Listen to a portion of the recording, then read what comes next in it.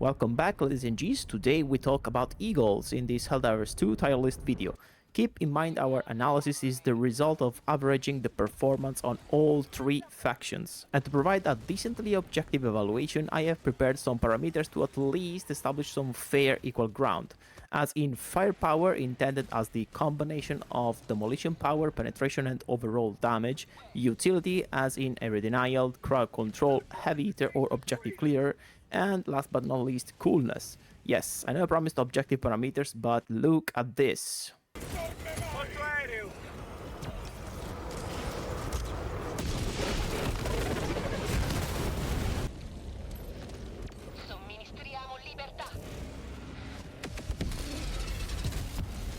Okay, so let's go with the list following the same order you see in the hangar section of the Super Destroyer.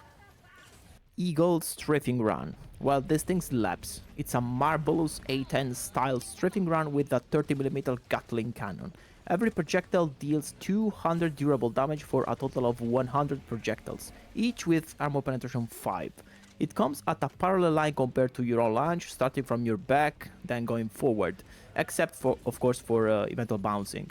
It's my favorite Eagle. It has a ton of firepower considering the total damage, and it shows against big targets. It is capable of one-shotting Leviathans with a full strafe, and it helps tremendously at removing armor from the Hive Lords.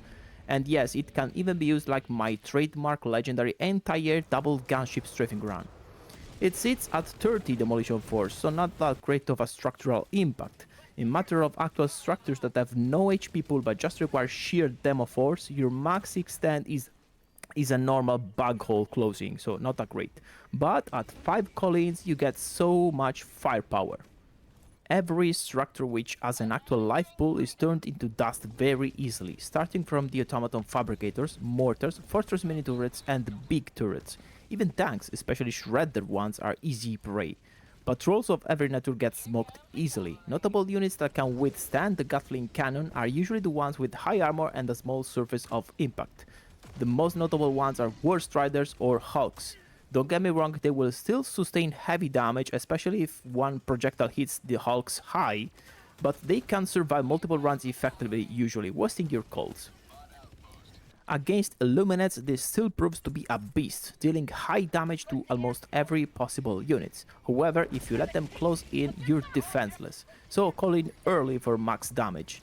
Notable units able to survive easily one strafe are Harvesters. Their thin silhouette grants them a difficult surface to hit, and Flesh Mobs, which are a middle ground. No armor, but 6k HP can easily tank one strafe.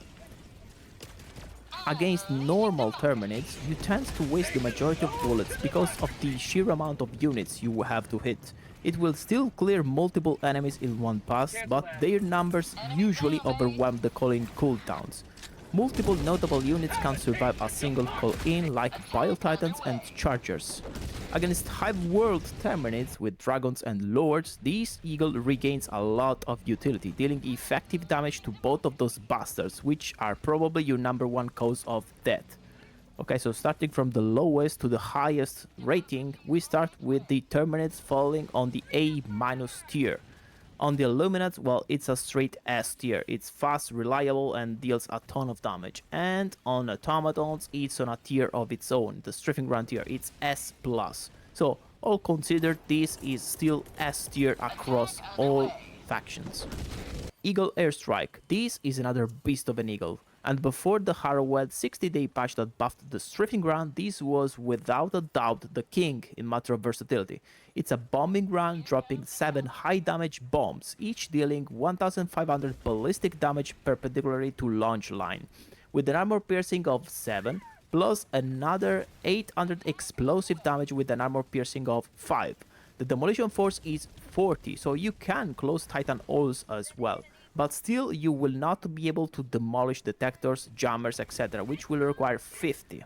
On automatons, in matter of firepower, each bomb deals significant damage to everything. Notable examples are a one-shot from tail to head against factory striders. Also, no tank, Hulk, turret or fabricator can survive this Eagle, while smaller units like Worst Riders can still survive the impact due to damage distribution. Against Illuminates, well, every patrol is easy prey to this stratagem.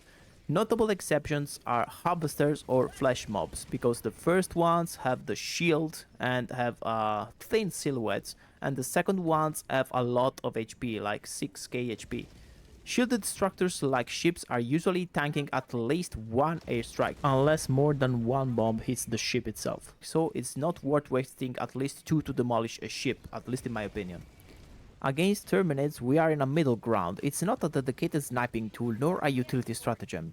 The amount of insects will easily overcome 1 or 2 call-ins with their sheer numbers. And in Hive worlds, you won't get any real benefit against the Hive Lords due to the perpendicular line of actions, and let alone the Dragon Roaches, which simply fly, of course. To sum it up, well, the automatons still sit on top with an S tier, Terminids on the bottom with a B tier, while the Illuminates would get an A-. That averages to a solid A tier. Eagle Cluster, a spectacular drop of 9 bombs, each exploding into 8 supplementary bomblets for a total of 72 heavy shrapnels in a perpendicular direction from your launch trajectory. Plus, there is a single 100 kilogram bomb mixed in between all this mess. So, let's divide it. The 100 kilogram bomb has 1500 ballistic damage with an armor penetration of 7 and 40 demolition force. Since this lacks any explosive damage, I believe this acts as the husk for the remaining bomblets. Also, technically, if you align your launch correctly, this 100 kilogram bomb can technically destroy fabricators or close Bile Titan holes. The remaining 72 heavy shrapnels each deal 350 damage with a penetration of 3 and a demolition force of 30. So if you're lucky, you can close back holes, fabricators, or illuminate ships if a mini bomb explodes in the required hole. Against automatons, this stratagem doesn't work that great, except for very basic units and berserkers. All the others have at least an armor value of 3, making the cluster quite ineffective at dealing any significant damage. You will find even Devastators can easily survive this carpet bombing, let alone higher tier units. On Illuminates, these can easily shine at dealing with hordes of Overseers and Voteless, and can easily remove shields from both ships or harvesters, and yeah, it can destroy Tesla towers or laser beam towers in a single pass. Flesh mobs can usually withstand a single pass, but will still sustain heavy damage. 5 call-ins can easily take care of an entire drop if you couple it with gas nades. Against normal Terminids, it retains a respectable firepower and very high crowd control. It is usually very effective at removing smaller and medium units from patrols or breaches. Well, of course, it's not really suited for heavy guys, but can still occasionally pop a charger's butt or kill a wounded impaler. On Hive World Terminids, well, the rating is a little bit lower because 0 damage to dragons and lords, while still retaining a sort of crowd control role. Okay, so let's get to the grades. Automatons, C tier, cannot give it any higher.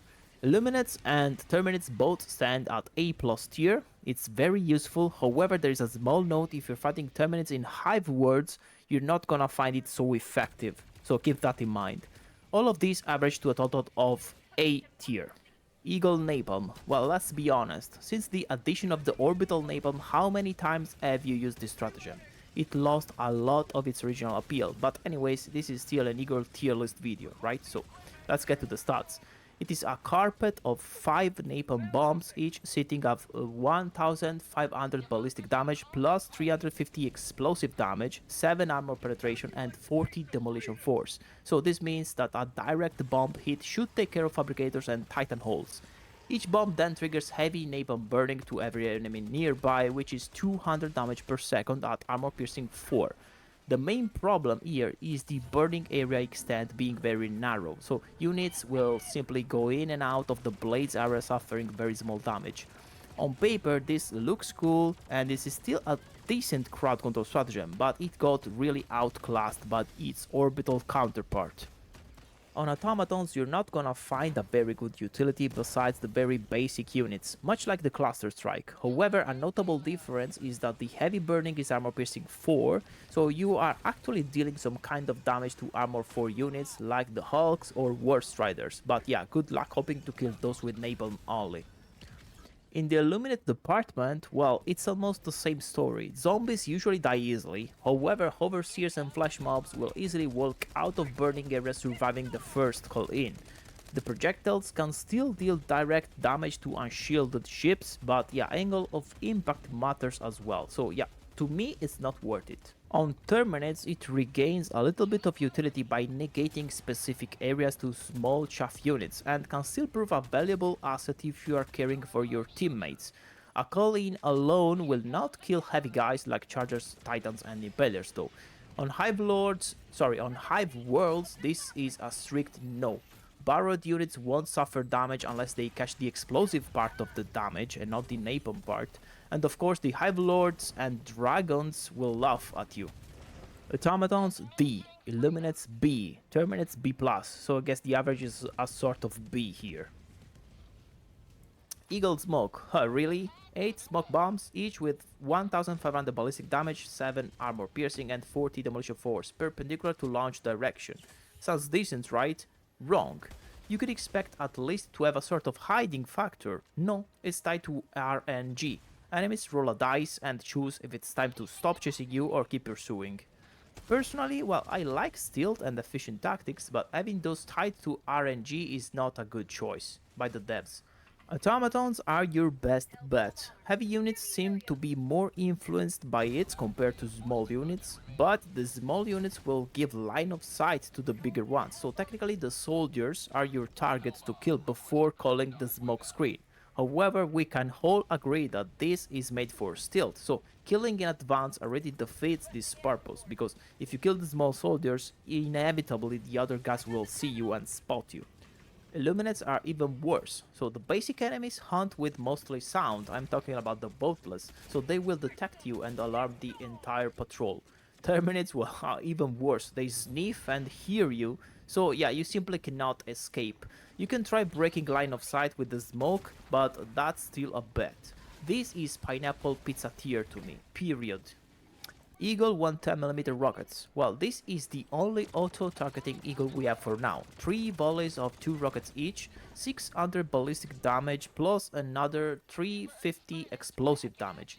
The ballistic part sits at armor piercing 7 and 40 demolition force, so again technically suitable for fabricators, ships and titan holes. Good luck in targeting those. Again, well, yeah, no detectors, no jammers. The direction of the call-in is from the back of the Helldivers launch trajectory. What can I say? Well, after the 60-day patch, they made the targeting definitely more stable, with all the rockets being very precise, even on moving targets like chargers at full speed. But after a non-definite point in history, they reverted it back, and its actual state right now is that unless your target is completely idle and stationary, at least one volley will miss, so you're missing 2 rockets. This is supposed to compete with the orbital rail cannon, but you see clearly that there's no competition between the two. Against automatons, you'd better use it versus tanks or turrets, as you will have the highest chance of one-shot kill. Removing a factory strider top turret can also prove a good tactic, especially in the whole days evacuate high-value asset missions, where striders could snipe the generators from behind walls. Do not expect too much versus Hulks or War Striders, they will mostly survive. There was a time in history, back when Sauron was ruling the Middle-earth, when the one-time rocket pods could one-shot harvesters once you removed their shield, due to their increased precision in targeting. But now we lost it as well, so you're not guaranteed to one-shot anymore. I guess it's safe to say that against Illuminates, this thing does not do shit. I mean, every big unit can survive 1 or even 2 call-ins, so yeah, stay away from this. On Terminates, if you can accept the one-time rockets as a mean to remove armor from high-value Terminate units, maybe it has its uses, but you gotta finish the job yourself. In some rare occasions, the Eagle will target the head of Titans and Chargers, gifting you the one-shot kill, but it's extremely unreliable. The best side is undeniably Automatons, B tier. Illuminates and Terminates both will relegate it in C tier, so yeah, the average is C+. Now onto the last and the fan favorite Eagle, the 500 kilo bomb. A natural testosterone boosting half-ton bomb coming from behind you. 2000 ballistic damage and 1500 explosive damage, respectively at armor piercing 7 and 6. The surprise here is that it has 50 demolition force, both the projectile and the explosion, so it enables the 500 kilo bomb to demolish detectors, disable jammers, etc, etc. The range has been patched multiple times, but right now the effective range seems to be around 35 meters from the impact, but who knows, the future might reserve another ninja patch in matter of the range. Beware that right now you can still notice some buggy behavior of the explosion, for example on a Bile Titan where the projectile literally stacks on the head, but after the explosion you can still see the Titan alive. On automatons, the highlight of the usage is of course the detector tower. Patrols get smoked easily. Notable units that will survive your bomb are Factory Striders and War Striders. Maybe a direct hit could kill the War Strider, but the random behavior of the explosive part of the 500 kilo bomb might not always satisfy your dreams. On Illuminates, you probably want to use it on ships, which get destroyed even with the shield on, and patrols of course. There are however two main problems that will halt your wildest dreams here: Harvester's shields and Flesh Mob's HP. They can easily survive your 500 kilo bombs. On Terminates, to be honest, you rarely venture in the mission without the 500 kilo bomb. It smokes chargers and impalers as well very easily, and as we said, Titans can occasionally survive due to the explosive behavior of the 500 kilo bomb. Your best bet is to wait for the spit and launch the beacon. Most of the times the projectile is going to land exactly below the advancing Titan that has just recovered from the spit. It can also handle various secondary objectives like Shrieker Nest and Spore Spewers, plus the nest clearing potential is unmatched. If a bug hole or a Titan hole is remotely in range, it gets closed, period. Eggs objectives are also easy prey for the 500 kilo bomb. However, in Hive Wars the 500 starts to lose a little bit of edge in favor of other eagles like the Strafing Ground for example. On automatons it still stands moderately strong at A+ tier. Illuminates, however, are the 500 kilo bomb natural enemy due to their shields and some units that have a lot of HP like the Flesh Mobs, so for me, B+. On Terminates it is a straight S+. I mean, you never venture into a mission without the 500 kilo bomb unless you're fighting in Hive Worlds, and as I said, you're gonna prefer probably the Strafing Ground, so the average stays at S in my opinion. Thanks for staying with me and see ya next time.